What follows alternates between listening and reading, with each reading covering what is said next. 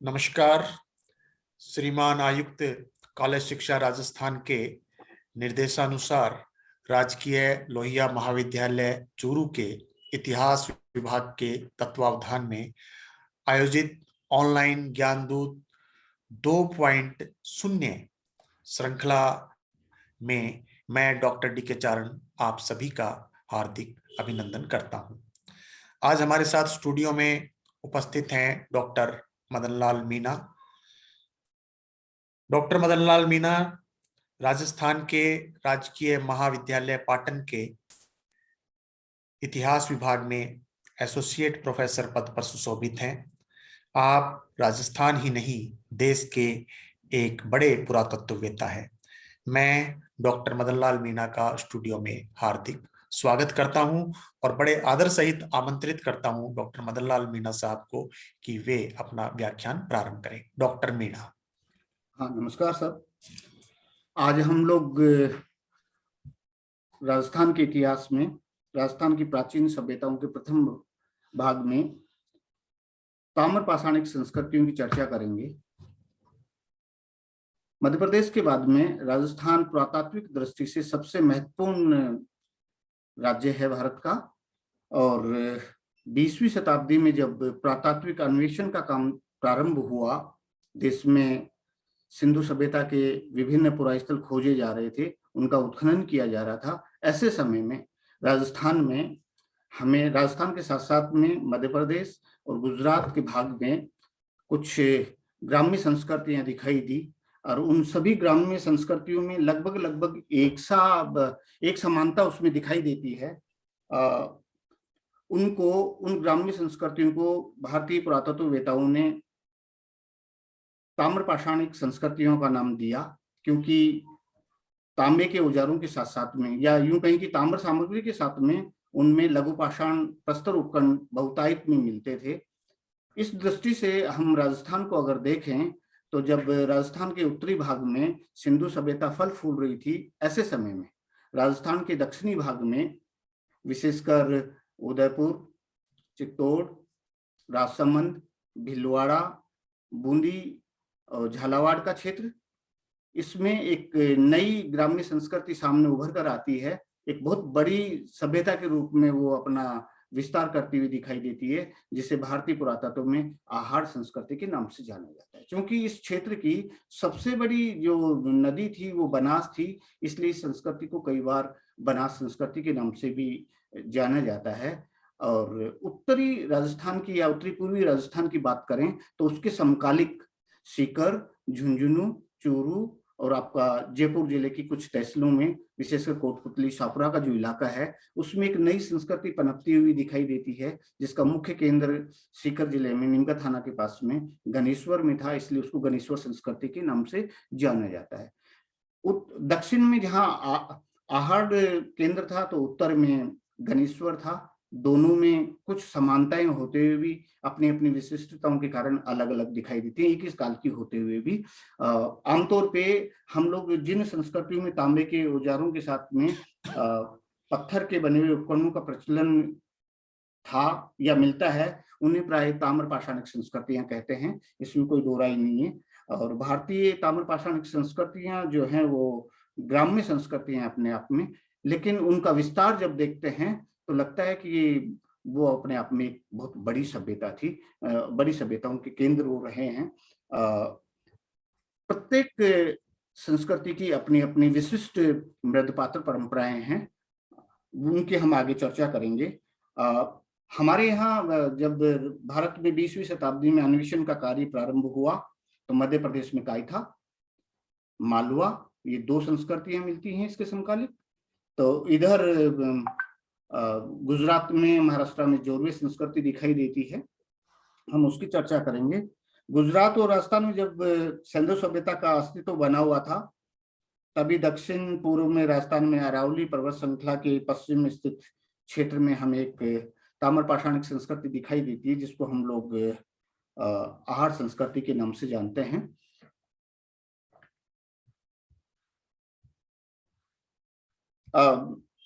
हम लोग सबसे पहले आहार की बात करेंगे।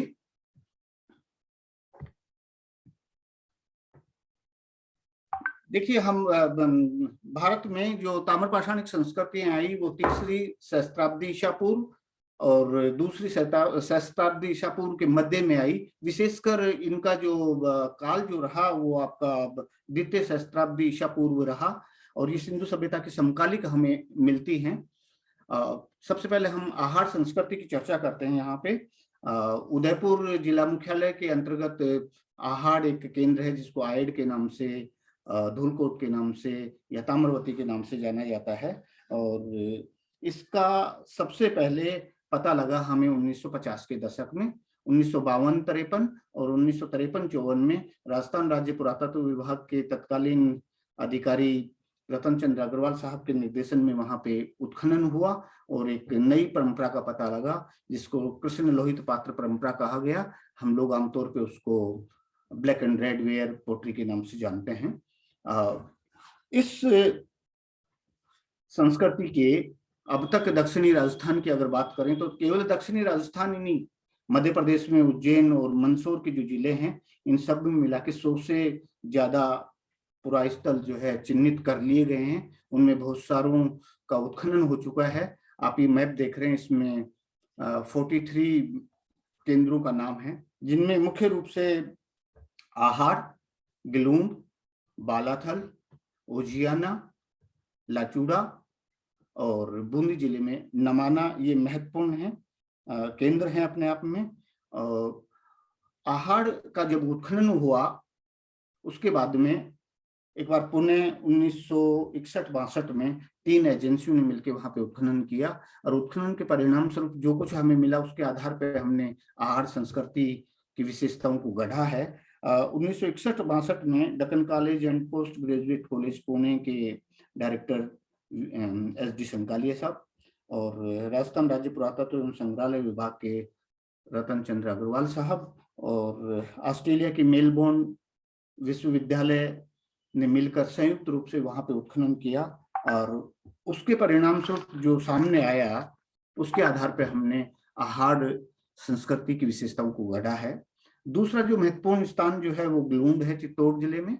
वहां पे 1959-60 में बीबीलाल के द्वारा उत्खनन किया गया। उसके बाद में 2000 में वसंत सिंधे के द्वारा वहां पे उत्खनन किया गया। तीसरा जो महत्वपूर्ण केंद्र है वो बालाथल है जो उदयपुर जिले में ही बल्लभगढ़ तहसील में है। यहाँ पे 1993 में VN मिश्रा के द्वारा खोज की गई और बाद में उन्हीं के निर्देशन में 1994 से 2000 के मध्य विस्तृत उत्खनन हुआ जिसके परिणाम स्वरूप बहुत सारी नई चीजें आहार संस्कृति में जुड़ती हुई हमें दिखाई देती हैं जिनकी हम आगे चर्चा करेंगे। चौथा महत्वपूर्ण केंद्र जो है वो बूंदी जिले में नमाना है, वो भी उत्खनित स्थल है। इसके अलावा ओजियाना, लाचूड़ा, हम उनके संदर्भ में भी बात करेंगे। मध्य प्रदेश में उज्जैन और मंदसौर जिलों में भी इस संस्कृति के केंद्र हमें जो मिलते हैं जो इस बात को इंगित करते हैं कि एक विस्तृत क्षेत्र में ये संस्कृति फली फूली थी। उत्खनन के दौरान एक नई मृद पात्र परंपरा सामने निकल के आई जिसको 7 वर्गों में बांटा गया। उसमें सबसे जो महत्वपूर्ण थी वो थी कृष्ण लोहित पात्र परंपरा, काले एवं लाल रंग की मृद पात्र परंपरा भी कहते हैं। और इसकी सबसे बड़ी विशेषता थी इस पे श्वेत रंग से चित्रण हमें मिलता है और यही आहार संस्कृति की मुख्य और विशिष्ट विशेषता है जिसके आधार पर उसको चिन्हित किया जाता है, पहचाना जाता है। सफेद रंग से उसके पात्रों पर रेखीय और ज्यामितीय अलंकरण किए गए हैं। आहार के उत्खनन में 3 चरण हमें मिलते हैं। प्रथम चरण जो था उसको हमने आहार संस्कृति का है, उसके 3 उपकाल मिलते हैं। सर्वप्रथम जो बस्ती बसी उसको प्रथम उपकाल कहा गया है। इसमें दूबिया शिल्प के पात्र मिलते हैं हमें और उसके साथ में अन्य पात्र मिलते हैं पांडुरंग के, कृष्ण लोहित रंग के, चमकीली धूसर पात्र परंपरा मिलती है, लाल रंग के मृद भांड भी मिलते हैं और सर्वाधिक रूप से ब्लैक एंड रेड वेयर के कटोरे वहां से हमें मिले हैं। धूसर पात्र परंपरा मिलती है, उसमें गोल आकार के घड़े, तसले, साधार तस्तरियां और दक्कन जो है लीड मिलती है हमें बर्तन को ढकने के लिए। लाल रंग की पात्र परंपरा में घड़े, कटोरे, तस्तरियां मिलती हैं।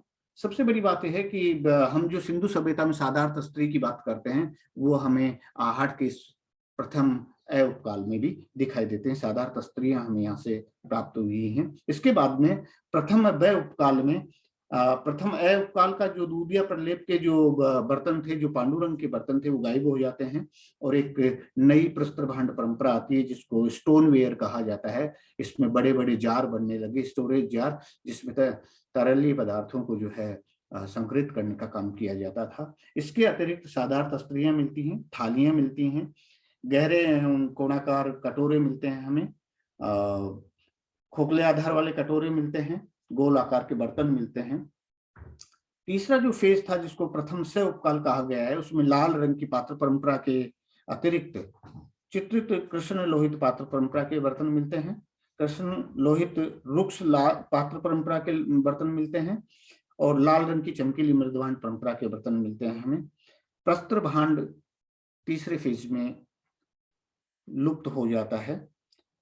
कटोरे छोटे आकार के मिलते हैं, गोल हमें ग्लोबुलर वेसल्स मिलते हैं, गोल घड़े मिलते हैं हमें, लोटा मिलता है, एक विशिष्ट प्रकार की साधार तस्तरी मिलती है। इनके ऊपर जो अलंकरण किया गया है प्राय लहरदार रेखाएं बनाई गई हैं, बिंदु युक्त रेखाएं बनाई गई हैं, कभी कभी तारांकित जो है रेखाएं बनाई गई हैं। ये ब्लैक एंड रेड वेयर की पोटरी आप देख रहे हैं, ओजियाना से मिली है। आप देख रहे हैं कि बर्तन दो रंग का है, इसमें पूरा एक ग्लोबुलर पोर्ट आपके सामने है और इधर जो है पोर्ट्स जो हैं इनमें आप देख रहे हैं सफेद रंग से इनके चित्रण दिखाई देता है आपको। Black and red where port है ये भी ओजियाना से प्राप्त है, आर्ट संस्कृति का एक उत्खनित केंद्र है। ये उल्टे तपन की विधि के द्वारा बनाने का एक तरीका है, जहां तक ऑक्सीजन जाएगी वहां लाल हो जाएगा, जहां ऑक्सीजन नहीं जाएगी वहां का बर्तन का भाग जो है वो काला हो जाएगा। ये पूरा पोर्ट आप देख रहे हैं। वहां से उत्खनन में हमें आहार संस्कृति में बैल की मृण मूर्तियां मिलती हैं। एक ये ओजियाना का बुल है जो आप बैल है जो आप देख रहे हैं, जिसके ऊपर सफेद रंग से पोता गया है उसको।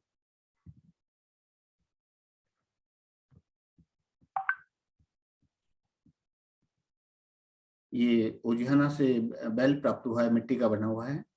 ये हमें आहार संस्कृति में जो है हड्डी के बने हुए और संग के बने हुए मणके मिलते हैं। ये पहली प्लेट में आप देख रहे हैं। दूसरी प्लेट में आप देखेंगे कि हमें आहार संस्कृति में जो है सिलबट्टे मिलते हैं, इंसूटो हैं, ये एक उत्खनन में मिले हैं। आहार संस्कृति की सबसे बड़ी विशेषता है उसमें से एक विशेषता ये भी है कि हमें जले हुए ग्रेन्स मिलते हैं, दाने मिलते हैं, जो इस बात को इंगित करते हैं कि वहाँ के लोग जो है खेती करना जानते थे, अनाज के बारे में जानते थे। हम देखते हैं कि सिंधु सभ्यता में हमें पकी ईंटें, कच्ची ईंटें विविध प्रकार की मिलती हैं, लेकिन बहुत बड़ी बात है कि आहार संस्कृति के कुछ केंद्रों से हमें, जैसे आपका ग्लूंड है, बालाथल है, वहां से पकी हुई ईंट और कच्ची ईंटों के बारे में भी जानकारी मिलती है। हम आवास की अगर बात करें तो आहार के लोग आवास के निर्माण में नींव में पत्थर का प्रयोग करते थे, उसके ऊपर मिट्टी का प्रयोग करते थे। दीवारें जो है आमतौर पर मिट्टी की बनाई जाती थी, लेकिन आहार के उत्खनन से इस बात की पुष्टि हुई है कि घास फूस की टाटी बना के उसको दोनों तरफ से गारे से लीपा जाता था। हमें बहुत सारे मिट्टी के लोंदे मिले हैं ऐसे, जिनमें लकड़ी फंसी हुई है। फर्श जो बनाया जाता था वो कुट्टी मिट्टी का बनाया जाता था, चिकनी काली मिट्टी में पीली गाद मिलाकर फिर उसको जो है जमाया जाता था। कुछ मकान आयताकार मिलते हैं, कुछ वर्गाकार मिलते हैं हमें। हम आहार में देखते हैं कि एक मकान में कतार में 6 चूल्हे बने हुए हैं। उनकी जानकारी मिलती है जो इस बात को इंगित करता है कि बड़ा परिवार एक साथ निवास करता होगा। कुछ स्तंभ गर्त मिले हैं जो झोपड़ियों की ओर इशारा करते हैं हमें।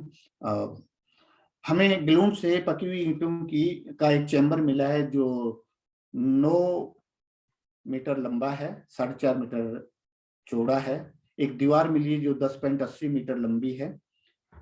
ईंटों की साइज मिलती है 35x15x12.5 सेंटीमीटर।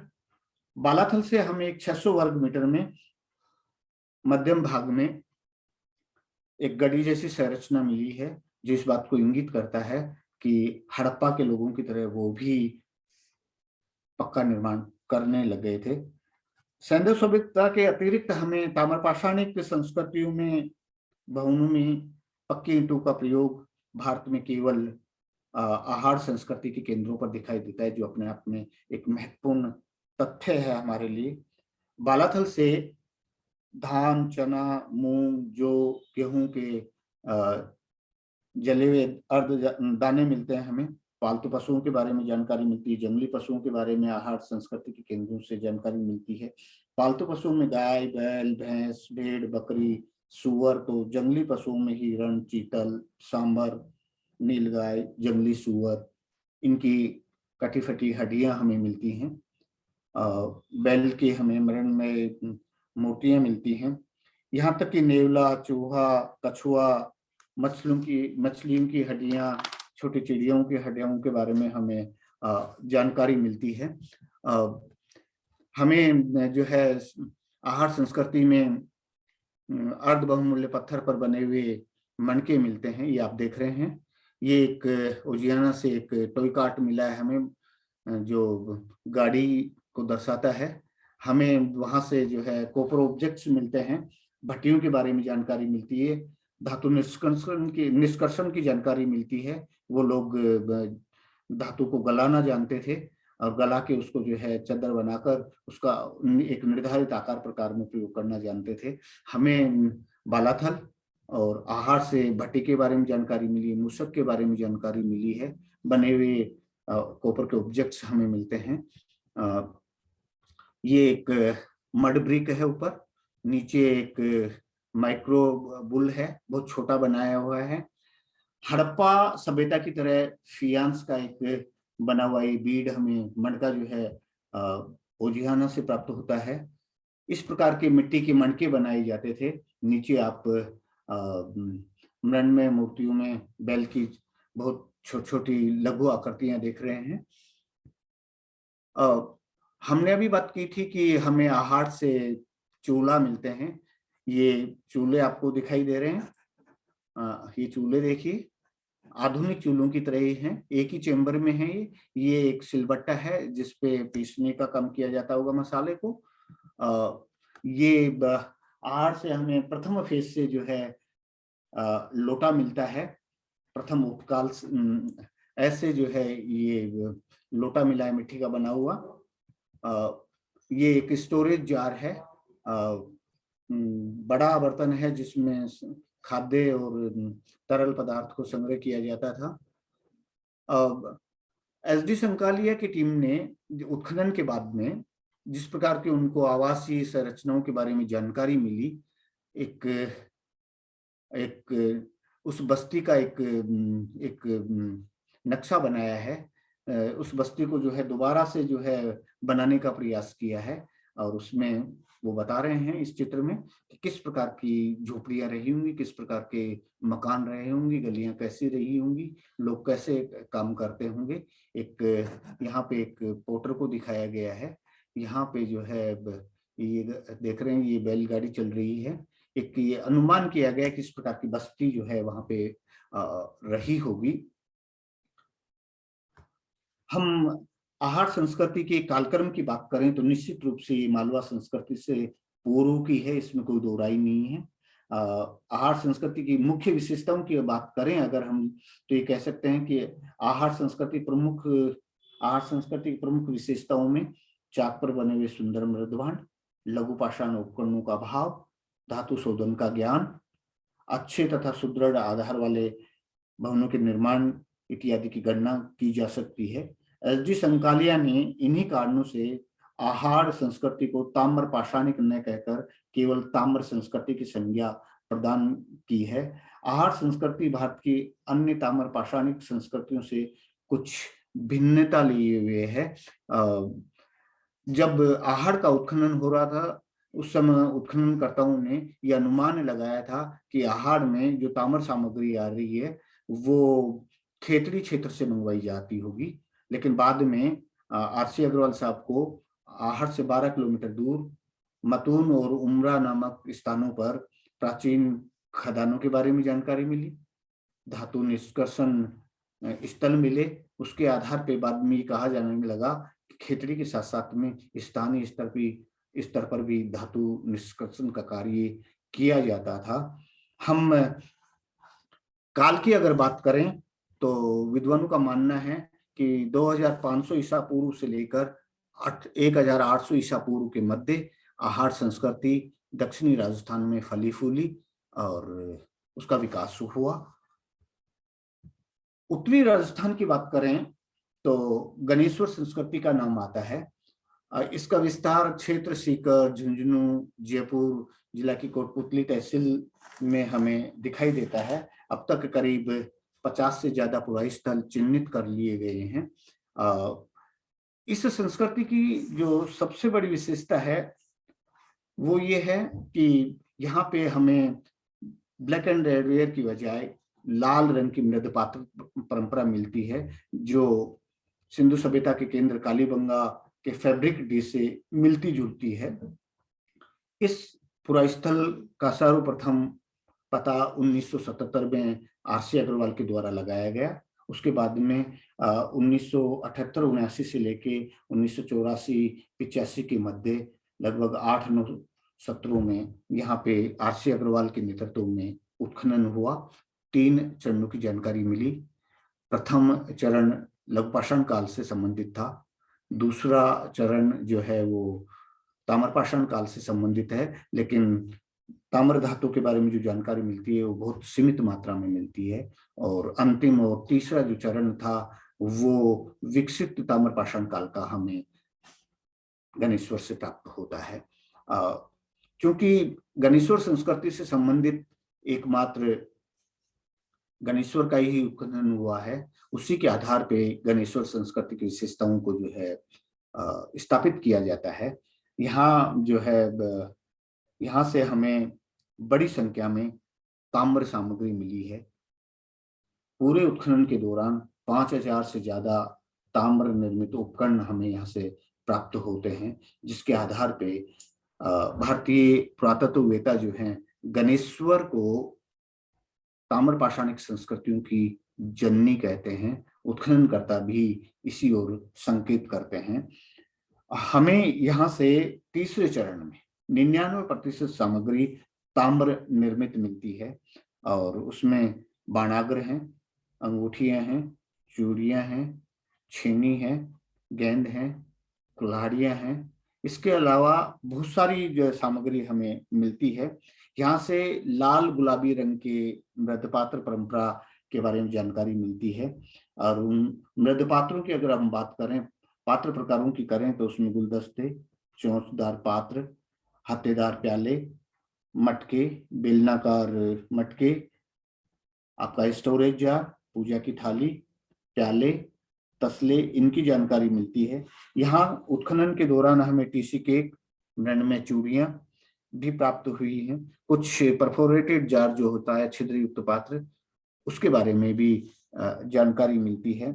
स्टेटाइट बीड जो है वो माइक्रो बीड जो है वो बड़ी संख्या में हमें यहाँ से प्राप्त होते हैं। इनके सबसे जो विशिष्ट बात यहाँ जो दिखाई देती है, लाल गुलाबी रंग के मृद पात्रों में कालीबंगा के फैब्रिक डिक की तरह मोटे दल के जो बर्तन मिलते हैं उनके आंतरिक भाग में इनसाइड डिजाइन मिलती है, कुरेद कर बनाई गई है। बाह्य भाग पर काले रंग से गर्दन के आसपास चित्रण किया गया है, रंग से भी किया गया है, कुरेद कर भी किया गया है।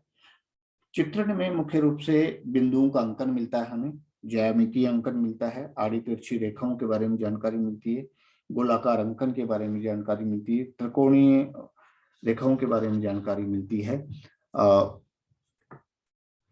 उत्खनन से पूर्व यहाँ से 58 ताम्र कुल्हाड़ियां प्राप्त हुई थी। ये बाणागर मिलते हैं, लगभग 1000 से ज्यादा बाणागर हमें गणेश्वर के उत्खनन से प्राप्त हुए हैं। गणेश्वर के अतिरिक्त हमें बाणागरों की जानकारी सोहनपुरा और नरसिंहपुरी से भी हमें इस प्रकार के बाणागर मिल चुके हैं। ये यहाँ से मिलने वाली कुल्हाड़ी है, चपटी है, और जो 58 कुल्हाड़ियां मिली हैं वो 20 से 26 सेंटीमीटर लंबी हैं और औसत 1 किलोग्राम वजन की हैं। इनकी ये विशेषता है कि इनके ऊपर चिन्ह बने हुए हैं, अंक बने हुए हैं। 4, 5, 6, 8, 9 की संख्या में हमें चिन्ह देखने को मिलते हैं। जो बाणागर हमें मिले हैं ये 1 से 2 सेंटीमीटर चौड़े हैं और 2 से 5 सेंटीमीटर लंबे हैं, और ये लकड़ी के ऊपर चिपकाकर काम में लिए जाते थे। मछली पकड़ने के कांटे यहाँ से हमें मिलते हैं। चूड़ियां मिली हैं तांबे से निर्मित, कुछ उनमें से सुरक्षित हैं। इस एरिया में अगर हम देखें तो हमें 15 परसू मिले हैं चूड़ा से, बालावास से। चूड़ियां जो मिलती हैं उनका 5 से 7 सेंटीमीटर व्यास में है। भालागर मिले हैं, जालीदार पहिया मिला है, और स्पीयर हेड, छेनिया, गोलाकार सिर वाली पिने मिली हैं, हेयर पिन है। मनके आप देख रहे हैं अर्ध बहुमूल्य के पत्थर के बने हुए।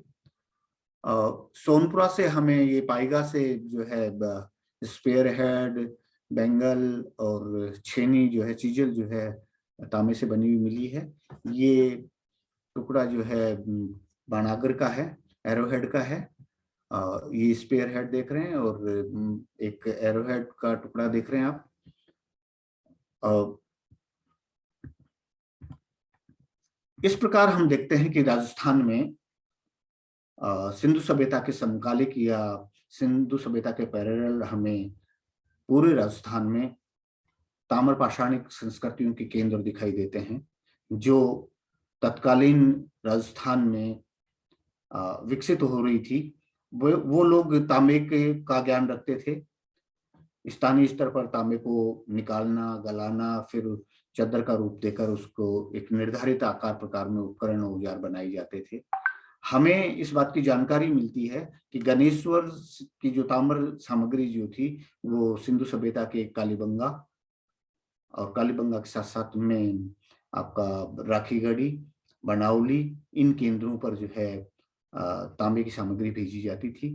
आरसी अग्रवाल साहब का मानना है कि उसके एवज में गणेश्वर वाले लोग अनाज वगैरह जो है आयात करते थे, और एक विकसित संस्कृति हमें दिखाई देती है। राजस्थान इस दृष्टि से बहुत ही समृद्ध रहा कि यहाँ पर सिंधु सभ्यता के समकालिक जो ताम्र पाषाणिक संस्कृतियां हैं, आहाड़ और गणेश्वर, वो धीरे धीरे उच्च स्तर को प्राप्त करती जा रही थी, और सिंधु सभ्यता के लोगों से उनका बराबर संपर्क था। हम देखते हैं गुजरात, राजस्थान का कालीबंगा और हरियाणा का राखीगढ़ी, बनावली, फतेहाबाद, इनका प्रभाव राजस्थान की संस्कृतियों, इन ताम्र पाषाणिक संस्कृतियों पर पड़ता हुआ दिखाई देता है।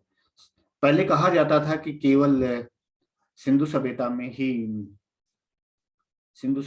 ही डिसऑनेस्टेंट की बात की जाती थी, साधारण स्त्रियों की बात की जाती थी, लेकिन हमारे आहार संस्कृति के केंद्रों ने उस बात को अब बदल दिया है कि आहार संस्कृति के लोग भी, ग्राम्य संस्कृतियों के लोग भी साधारण तस्त्री का प्रयोग स्वतंत्र रूप से करते थे, इसमें कोई दो राय नहीं है। इस दृष्टि से राजस्थान प्राचीन काल की सभ्यताओं में भारत का एक अग्रणी प्रदेश था, इसमें कोई दो राय नहीं है। धन्यवाद।